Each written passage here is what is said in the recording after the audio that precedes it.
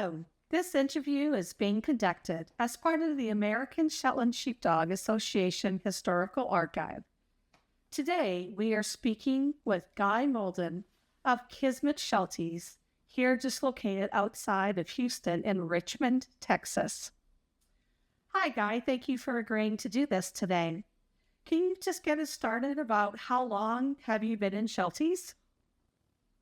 Well, we really got started in about 1960.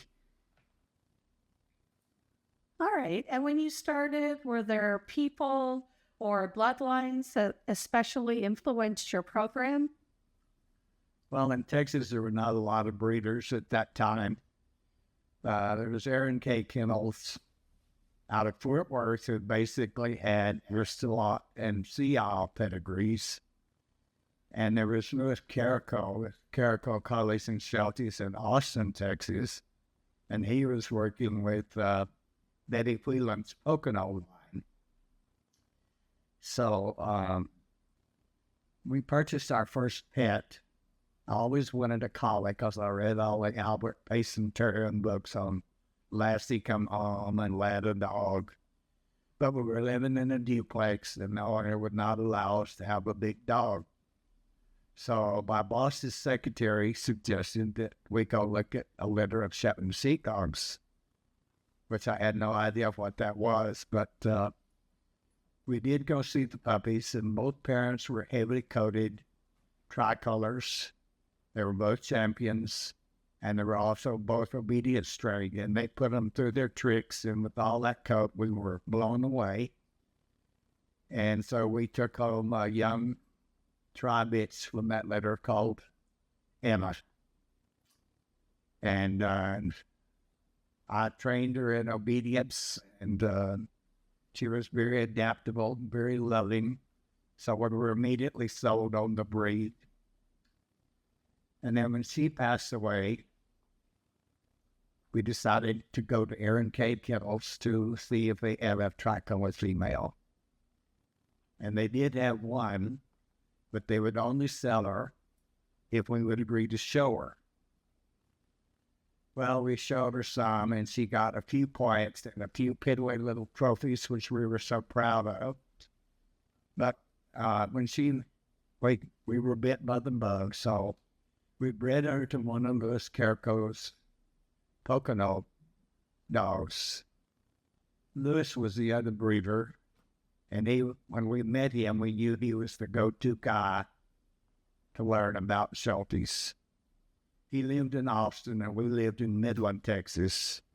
But for several months over the year, Thelma and I journeyed to Austin and spent every moment we could with Louis learning about the standard, going over dogs, learning his breeding theories, talking about the whelping of puppies, choosing puppies, grooming, handling, just a little bit of everything. So he really became my mentor. His claim to fame was he showed a tricolor Shetland sheepdog bitch and won the group at Westminster In the 1940s. And so that pretty well convinced us he was the go-to guy. Great, thank you. So you mentioned the Pocono bloodline. So what other bloodlines did you begin with? What bloodlines did you use or change over the years? In other words, how have you created your unique line of Shelties? Well, we did cross the Aaron K. bitch to Pocono, and that produced our first champion. But I saw a picture of a young puppy in a Sheltie magazine that I fell in love with, and his name was Highborn. We later saw him finish at the National in California, and he was bred by Rosemary Schrager in Oregon, but was currently owned by Donna Olson. And we saw the dog finish at the National in California, approached her and asked her if she would consider leasing the dog to us because he was my ideal of what I wanted to produce. At first, she was not receptive to the idea, but a few months later, she called me and asked if I would consider handling the dog and having him at stud in Texas. Well, I jumped at the chance. He won national specialty. He won every specialty that I took him to, from Florida to California to Chicago, all over. And he also won the national specialty.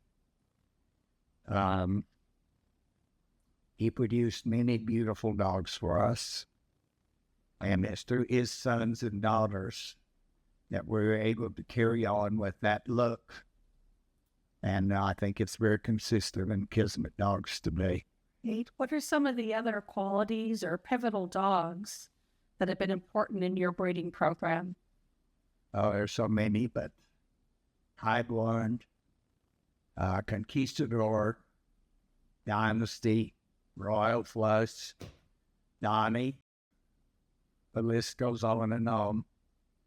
I have, there are several dogs that I put together that reflect the constant looks that we were striving for. First of all, they had to have a refinement. They had to have balance of head. They had to be lean on the sides and correct stop and balance of head, shoulder angulation, regal neck, top line, and we have a point scale in Shelties dogs, and it's very helpful if you tend to follow that and the standard in trying to breed the correct dogs. This was one of our early mentors, Louis Carrico, and his tricolor Sheltie bitch that he won the working group at the garden many, many years ago. Champion Carrico's port of entry. This is Champion Bankery Highborn. He was the foundation sire and responsible for the continued look of Kismet Shelties. He was sired by Champion Philadelphia Air Presumptive out of Philadelphia in the mist. So the two bred lives that we were proud of that went from Red Life Exhibitor to Best in Show were Champion Kismet's Maverick and Champion Kismet's Angel in Disguise.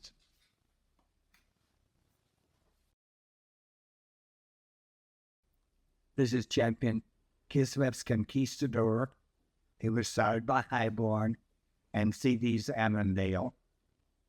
His people argued about who had the best head, Conquistador or Highborn. They were very close. This little dog won 48 listing shows, 76 working group ones, and 75 early group ones. He's also the sire of 11 champions. And he was a dynamite show dog. Champion Caroline Royal Flush of Kismet. This is in Kismet's Dynasty, a beautiful tricolor dog whose siring was cut short by someone sending us an infected bitch, and he went sterile as a result of that. He is a Rom sire. 1 year, he had 9 champions finish, and right after that, he became sterile. This is Champion Kismet's Status Quo. Donnie started his show career by winning the Eastern Specialty, 6.5 months old. Runner's dog the next day at the Houston Kennel Club for a 4-point major.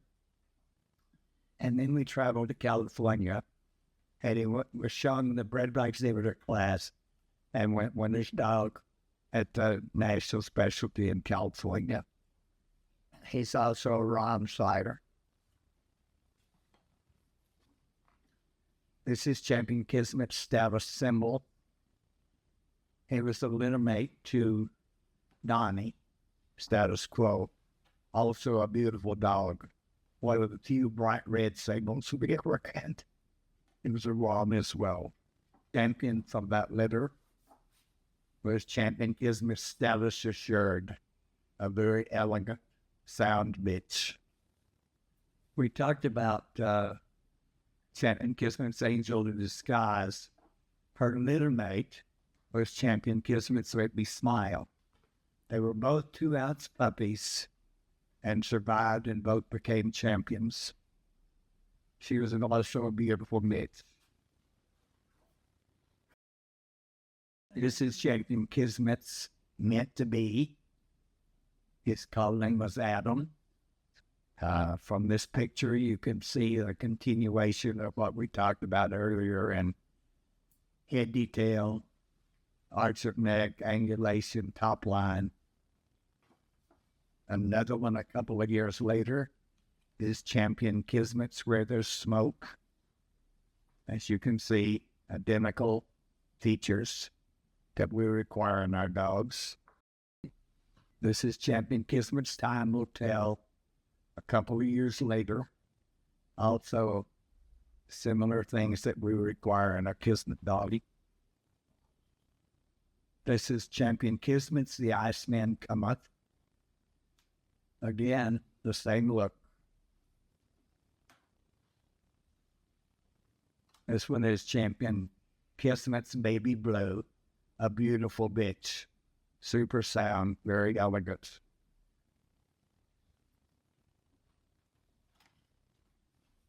This is Champion Kismet's Shogun.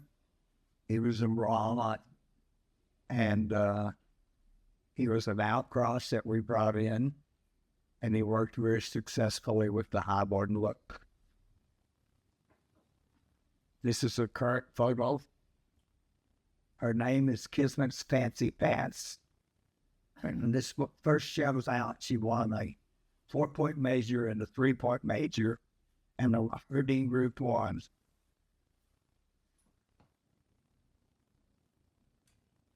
Is there any one dog or 2 dogs that really stand out in your memory or even more recent memories? I'll tell it up. There are so many. I already named some of them, but Highborn and Conquistador were 2 very important dogs. But others that contributed greatly were Dynasty and Royal Flush, Shogun. I can't think of all the names, but there were so many. And they all are Rottens. We produced 23 ROMs.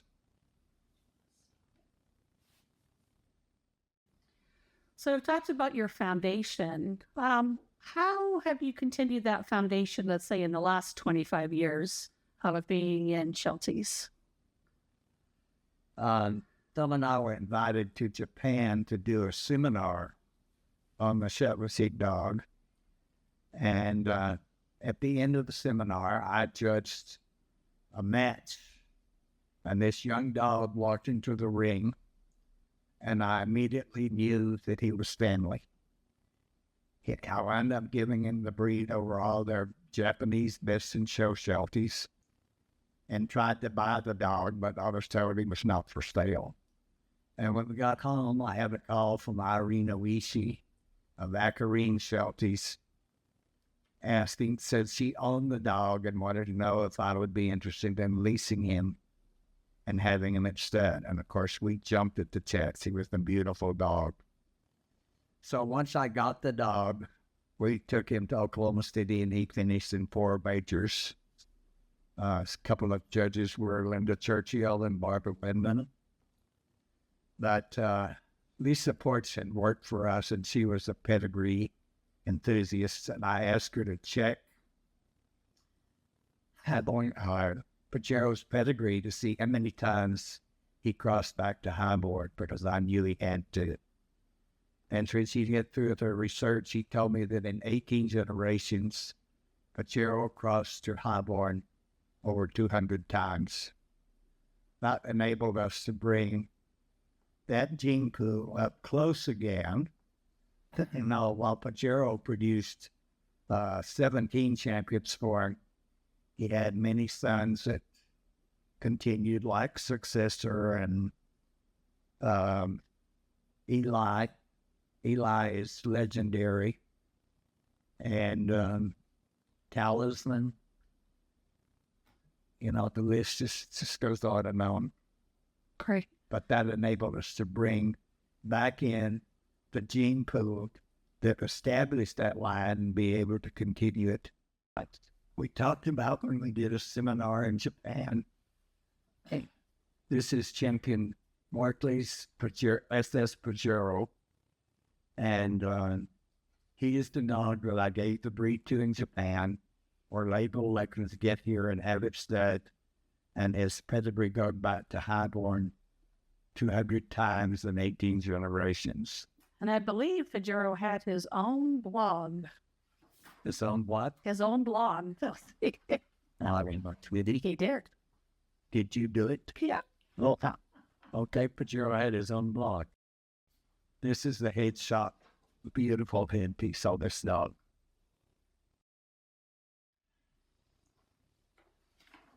This is a very fond memory. In Fort Worth, Texas, Pajero went best in show over 3,500 dogs. That was quite a success.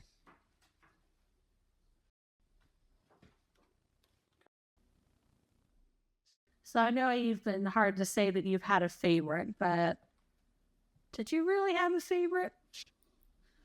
Several favorites. They're all so individual, and they're all love me and I love them. So Highborn was my favorite. So can you tell us about some achievements that you are particularly proud of? Well, that's a long list too, but I'll try to get them in. I'm proud of the fact that we bred or owned 294 American champions. I'm proud of the fact that we had 23 ROMs in our stud dogs. Well, I'm proud of my office. I won 99 best in shows, our Shetland sheepdogs, and the wall was plastered with best in show ribbons. The fact that we were awarded Breeder Earning Group Breeder of the Year by the American Kennel Club in 2022. Many years we were awarded Breeder of the Year by the ASSA, 1 year finishing 19 champions. Is there anything else special about being part of the Shelties Sheepdog community, or anything else you'd like to add? Well, we do believe in a strong gene pool. And there's a book, articles appeared in Dog World, later published in a booklet called Land Breeding. And that's very good information, and we adapted a lot of his philosophies in our breeding program with line breeding and inbreeding. And remember, you only do that on superior animals. Lloyd Brackett. And the author was Lloyd Brackett. Great. So we now have Thelma Mauldin on camera, the holdout, but I'm sure you've already heard her voice. So Thelma, what are some of your most memorable moments of being in this journey with Shetland sheepdogs for all these years? It would be hard to pick out just one thing, but it's been, we've had a lot of wonderful people working for us that have helped us achieve a lot of our success. They've all gone on to be successful breeders, handlers, and are proud of all of them and their continued success. It's been a lot of work, but it's also been a lot of fun. We've met a lot of people. We have some great friends in Shelties and other breeds. And What's one of your most memorable moments of the shows?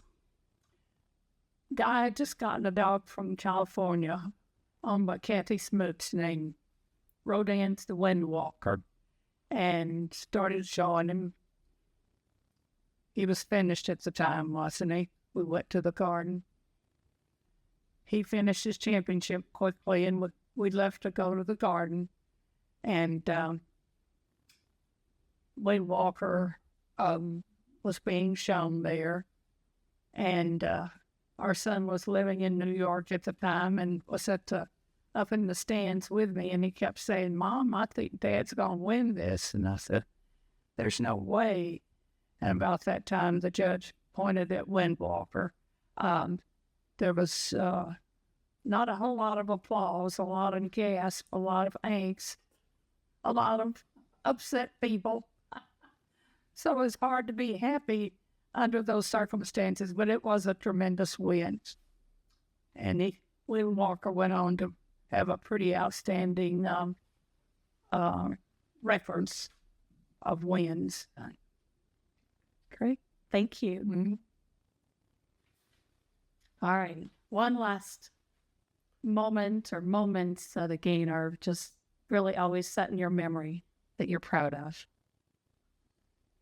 I think it was the fact that we had 2 homebred Shelties that went best in show from the bed by exhibitor class.